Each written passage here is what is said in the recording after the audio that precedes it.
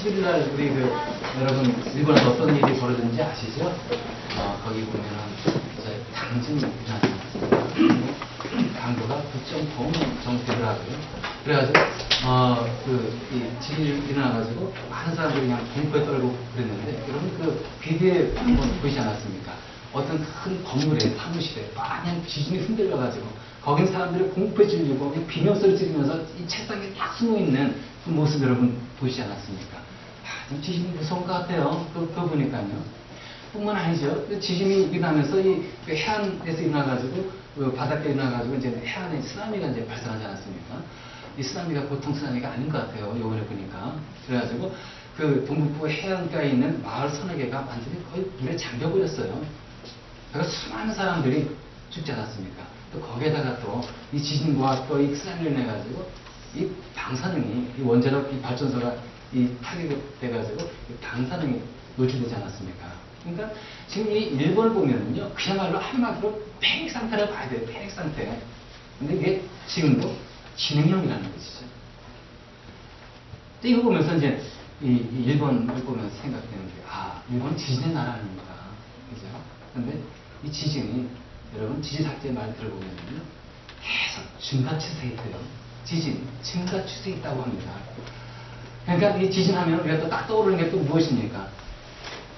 우리 예수님께서 하신 말씀 있지 않습니까? 이 마지막 때의 징조 중에 하나가 아닙니까? 그죠? 전쟁이 있을 것이고, 기근이 있을 것이고, 그리고 또 지진이 있을 것이다.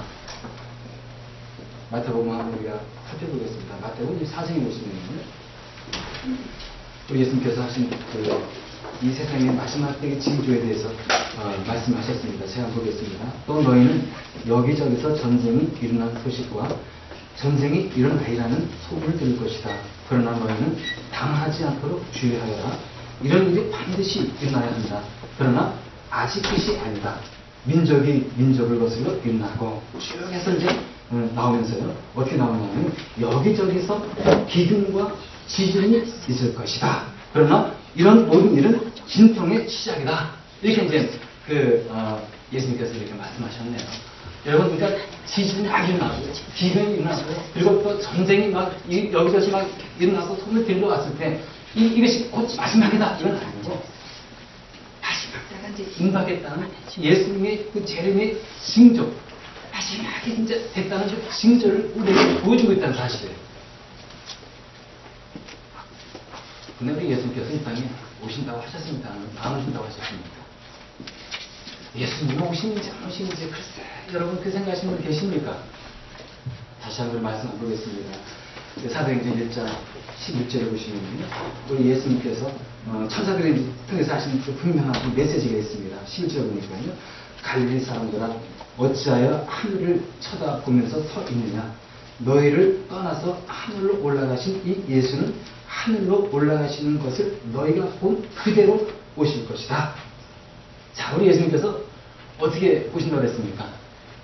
그대로 하늘 올라간 그대로 어떻게 하신다고요? 그대로 하늘에서 이 땅에 오신다고 분명하게 성경은 언급하고 있는 겁니다. 따라서 예수님은 이 땅에 다시 오십니까? 안 오십니까? 틀림없이 오시는 거예요. 예수님은 이 땅에 오시는 겁니다. 그러나 예수님이 이 땅에 오시는 그날은 어떤 날입니까? 세상의 마지막이고요. 그때가 정말 마지막입니다. 그때가 정말 종말인 거예요. 종말. 근데 여러분, 우리 예수님이 이 땅에 오시는데 그 날과 시를 우리는 알 수 있습니까? 예수님이 이 땅에 분명히 오십니다. 그러면은 그 날짜와 그 시각을 우리는 정확히 아냐 이거죠. 모른다는 사실이에요. 마태복음 24장에 보면 나와 있는 말씀이지 않습니까? 예수님께서 직접 언급하신 말씀입니다. 하늘 천사도 모르고 알도 모르고 오직 아버지만 아신다. 그러니까 예수님이 이 땅에 마지막 재림 때 재림하시는 그 날의 시각은 아무도 모르고 누구만 아신다고요? 오직 하나님만 아신다. 우리에게 분명하게 언급하고 있습니다. 내 뜻대로 오시는 게 아니고 많은 사람들이 열망한다고 해서 오시는 것이 아니라 누구의 시간에 맞춰서 오시는 겁니까? 하나님의 시간에 정확하게 오시는 건 누구십니까? 예수 그리스도. 다시 오시는 거예요. 그러니까 참 우리 예수님이 이 땅에 오셨을 때, 여러분 우리가 어떻게 어떤 자세를 기다려야 되는 것인지 여러분 아시겠죠?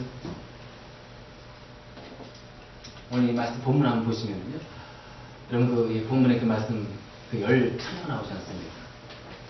근데 여기 열 처녀 중에서 이제 5처녀는 슬기로운 처녀, 5처녀는 어리석고 미련한 처녀 이렇게 해서 이제 구분이 됩니다. 유대 결혼식은 보통 뭡니까? 저녁에 하죠. 초저녁에 이제 합니다. 그러나서 이제 결혼식을 하면서 하루 종일 밤새 가면서 거의 파티를 해요. 제가 이제 뉴욕 성모에 이제 참석하면서 목사님이 되는 거예요. 호텔에서 했습니다. 근데 한쪽 옆에서는 유대인들이 모여가지고 파티를 하더라고요.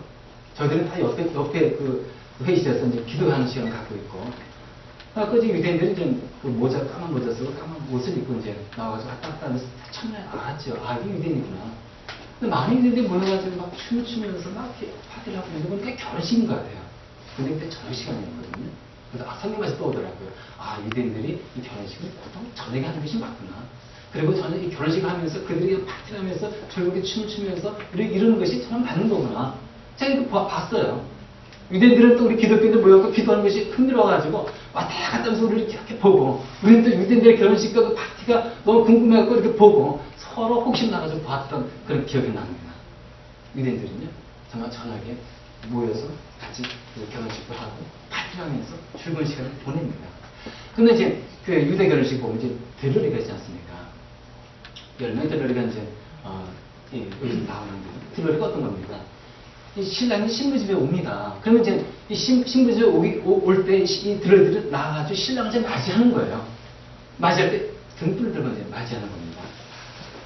근데 이제 5명, 10명 이제 가갖고 이제 맞이를 하는데, 이 신랑이 보통 한 저녁 때 식사 때쯤 돼서 이제 와야 되는데, 오질 않는 거예요. 기다리다 지쳐가지고 10명 모두가 다 졸고 말았습니다. 한참 졸고 있는데, 그때야 소리가 또 들리는 거예요. 신랑이 온다! 맞이해라. 신랑이 온다. 그래서 10명 이제 눈을 깼습니다. 깨가지고 5명 등불 들고 가고, 5명은 보니까 분위기인데 길고 모자라는 거예요. 결국은 이제 5명만 혼자한테 들어가고 5명은 들어가지 못하고. 이것이 오늘의 이제 이 말씀의 이제 제목, 내용입니다. 근데 이 말씀을 통해서 우리가 이제 깨달아야 할 진리 하나의 말씀, 교훈 하나의 그 말씀이 있습니다. 어떤 거냐면, 예수님은 이 땅에 오시는데 아무도 모른다는 거예요. 언제, 어느 때 올지 모른다는 것을 우리에게 다 얌시해주고 있다는 거예요. 그래서 어떻게 하는 겁니까? 깨어있어야 된다는 거예요. 예수님은 언제 어느 때인지 언제 어느 때 올지 모르니까 너희들은 깨어있어야 한다. 이것을 우리에게 강력하게 전해주는 이 메시지가 오늘 이 말씀인 거예요. 깨어서 기다려야 한다. 예수님께서 하신 말씀 무엇입니까? 13절에 보니까요. 오늘 이 본문의 말씀 13절에 보니까 이런 말씀 나옵니다. 자, 한번 보겠습니다. 그러므로 깨어있어라. 너희는 그 날과 그 시각을 알지 못하기 때문이다. 깨어있어라. 여러분, 정말 신앙의 핵심이 무엇인지 아십니까? 이 마지막 때 살아가는 이 크리스찬들의 이 핵심 신앙, 마지막 때 이게 어떤 신앙인지 아십니까? 깨어기도, 깨어있는 거. 이것이 마지막 때 우리 크리스찬들이 가지고 있어야 할 신앙인 거예요. 이걸 우리는 꼭 깨어야 되는 겁니다. 이 마지막 때 살아갈 여러분들이 꼭 가지고 있어야 할 그 신앙의 모습이 어떤 거라고요? 깨어있어야 된다는 거예요. 깨어있어야 되는 거예요. 이게 정말 신앙인 겁니다. 여러분들도 마찬가지예요. 저도 그렇고 여러분도 그렇고 어떻게 한다고요? 깨어있어야 되는 거예요. 근데 깨어있어야 된다는 게 무슨 뜻입니까? 우리 이걸 좀 알아야 될 것 같아요. 여러분들 깨어있어야 한다는 게 어떤 겁니까? 여러분 깨어있어야 한다.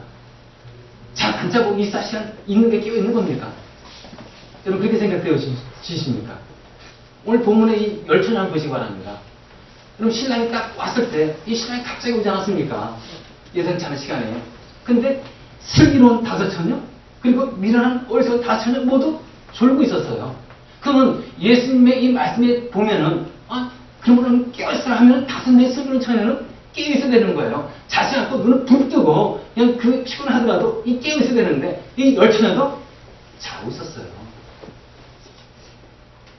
그래서 우리가 이 깨어있어라 이것은 몸은 육신이 피곤한데 작지 않고 24시간 눈 뜨면서 예수님을 기다리고 이것이 아니라는 거예요. 이러면서 하루 교회 와가지고 기도하면서 찬양하면서 이러고 24시간 깨어있으라 이거 아니라는 거예요. 육신에 깨어있는 것이 아니라는 거예요. 피곤하면 자야죠. 이게 어떤 겁니까? 여러분 이거는요 영적인 준비 상태를 얘기해 주는 거예요. 다시 말했어요. 여러분들이 진짜 이 강의실에서 열심히 공부하고 있을 때, 여러분들이 실험실에서 열심히 실험하고 있을 때, 1대